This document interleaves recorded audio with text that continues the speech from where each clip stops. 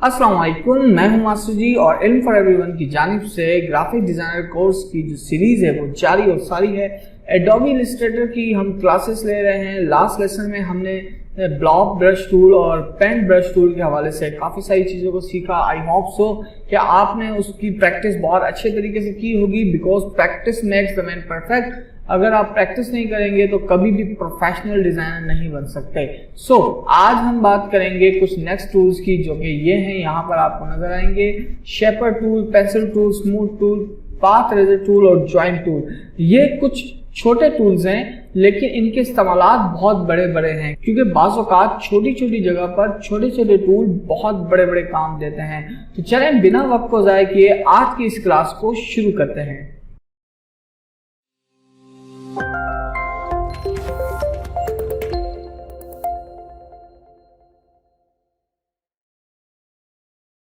तो स्टूडेंट, सबसे पहले तो हम क्या करते हैं कि इसकी विंडो को, टूल की विंडो को अलग कर लेते हैं और मैं कहीं पर इसको एडजस्ट कर लेता हूँ, यहीं पर एडजस्ट कर देता हूँ, ठीक है। और यहाँ पर हम देखते हैं कि हमारे पास मुख्तलिफ टूल्स हैं। सबसे पहले जो है शेपर टूल है। शेपर टूल क्या होता है?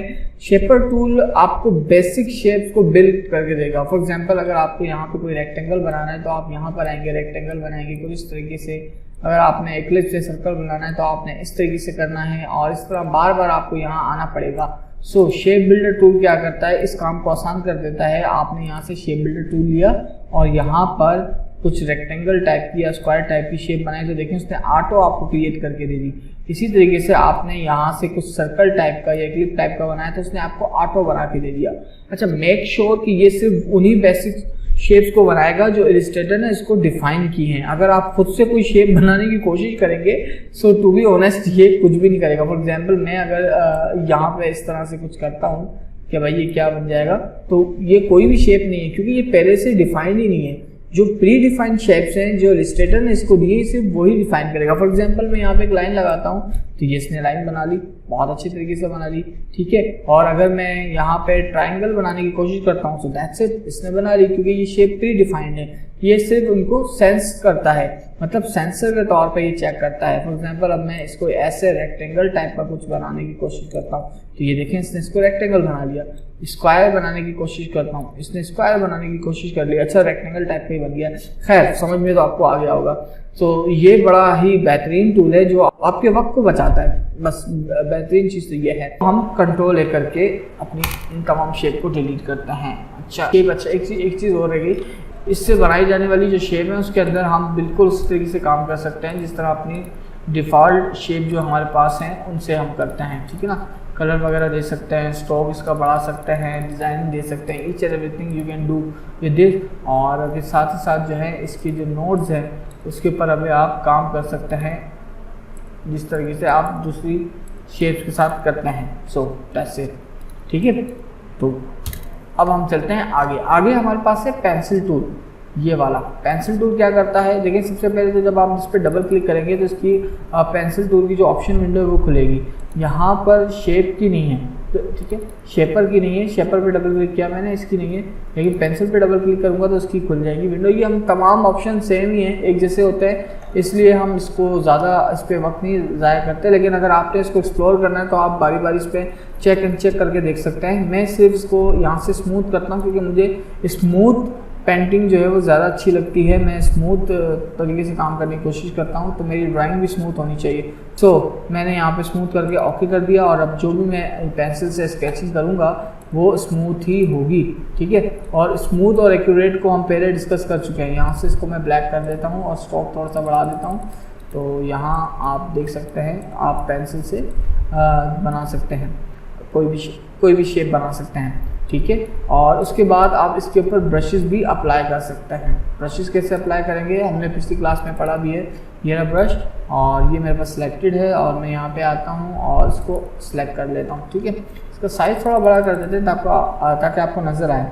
और यह देखें और ये देखें, और इसके साथ हमारे पास मुख्तलिफ कोई भी ब्रश होगा हम वो इसको अप्लाई कर देंगे तो ये काम चल जाएगा, ठीक है।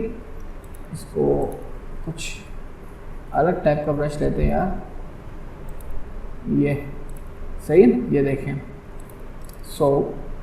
कोई भी ब्रश आप अप्लाई करना चाहें इस पर आप अप्लाई इसको कर सकते हैं।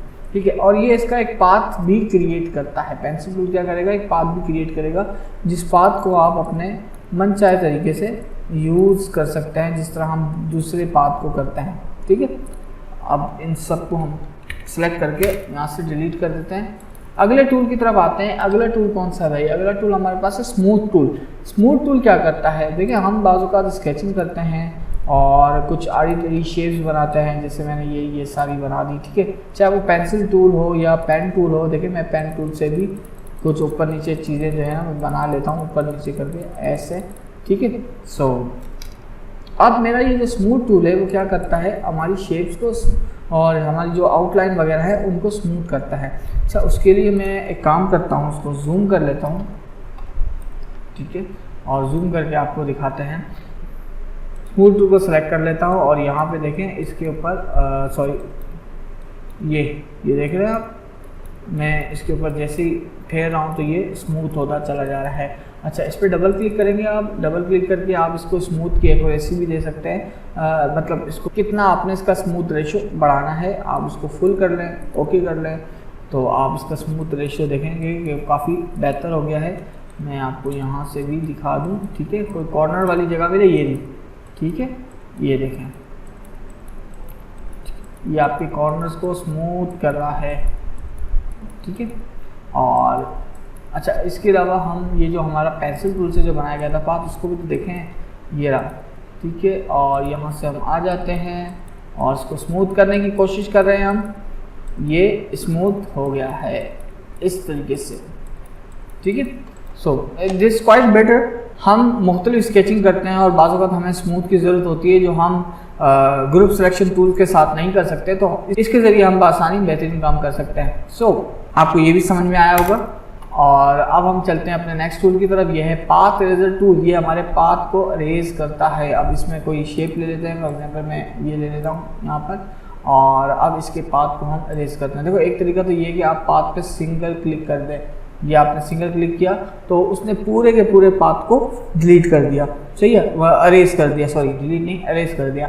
सो अब हम इसको दोबारा कंट्रोल Z की मदद से लेकर आते हैं और अगर मैं इस पर क्लिक करके अगर ऐसे फेरता हूँ, देखें यहाँ पे एक इसने कट लगा दिया है, और यहाँ से भी मैं यहाँ पे क्लिक करके इसको ऐसे ड्रैग करता हूँ तो इसने यहाँ पे भी कट लगा दिया है। अब ये आपको समझ कैसे आएगा, आपको ऐसे समझ में आएगा, मूव ना हो भाई, तो ये देखें, ठीक है, ये इसने यहाँ से अलग कर दिया। अब मैं दोबारा इसको सिलेक्ट कर रहा हूँ और सिलेक्ट करने के बाद मैं यहाँ पर आता हूँ और यहाँ पे क्लिक करके ड्रैग करता हूँ हल्का सा, यहाँ पर भी मैं इधर आ जाता हूँ, यहाँ से क्लिक करके ड्रैग करता हूँ।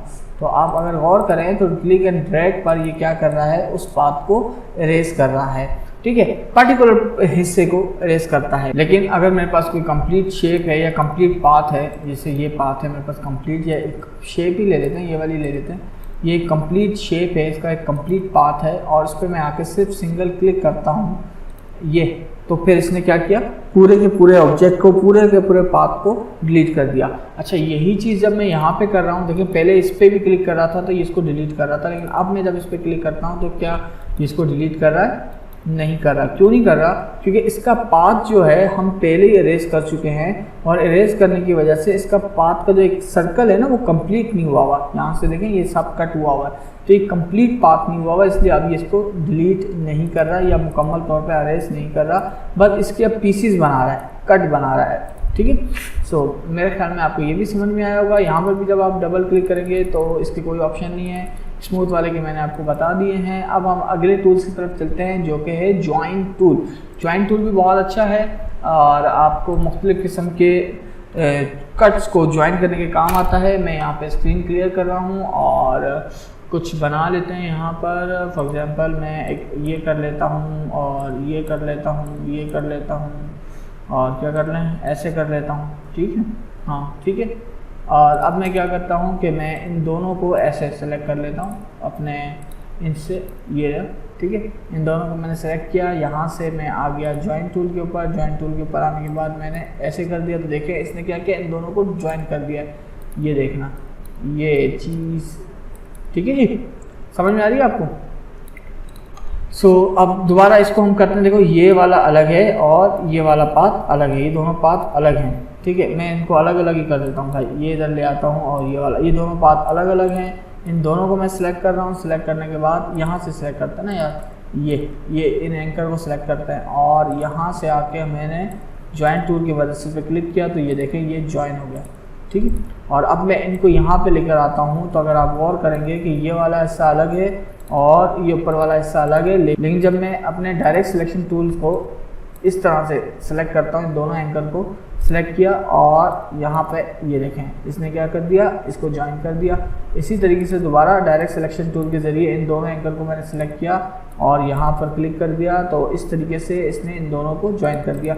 अगर अब मैं देखूँ तो ये मेरे पास मुकम्मल एक शेप बन गई। क्यों? क्योंकि इसने जितने भी एंकर थे जो एक दूसरे से अलग अलग थे, इसने क्या किया है, उन दोनों को ज्वाइन कर दिया है।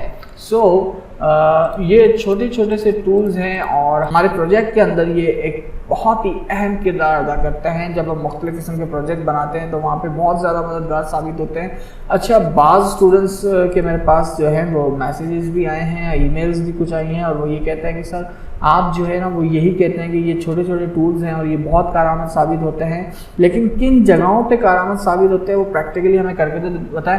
तो फ्रेंड्स, उसमें प्रैक्टिकली हम साथ साथ करते रहते हैं कुछ चीज़ें, लेकिन चूंकि हम ये बेसिक चीज़ कर रहे हैं, देखिए एडवांस एक अलग चीज़ है, बेसिक एक अलग चीज़ है। बाज़ औक़ात अगर एडवांस करवाया जाता है तो उससे बहुत ज़्यादा भूल भुलैया क्रिएट हो जाती है, पजल क्रिएट हो जाती है। On the time the people get confuse that how I can do it, it's too much hard. तो लोगों को लगने लगता है कि ये बहुत ज़्यादा हार्ड हो गया है। इसलिए हम पहले बेसिक इस्तेमाल इसके करवा रहे हैं आपको, कि आपको पता चल जाए कि कौन सा टूल किस तरीके का काम करता है। उसके बाद जो है हम इनसे आपको मुख्तलिफ किस्म के प्रोजेक्ट करना भी सिखाएंगे। जब आपको बेसिक यूजेस आ जाएंगे तो फिर एडवांस काम करने में आपको कोई इशू नहीं होगा, ठीक है। तो इंशाल्लाह अगले आने वाली क्लासेस में हम आपको बेसिक से एडवांस की तरफ लेकर जाएंगे, तो आपको खुद अच्छी तरीके से समझ में आ जाएगा। तब तक के लिए अपना ख्याल रखिए। इल्म फॉर एवरीवन के साथ जुड़े रहने के लिए शुक्रिया।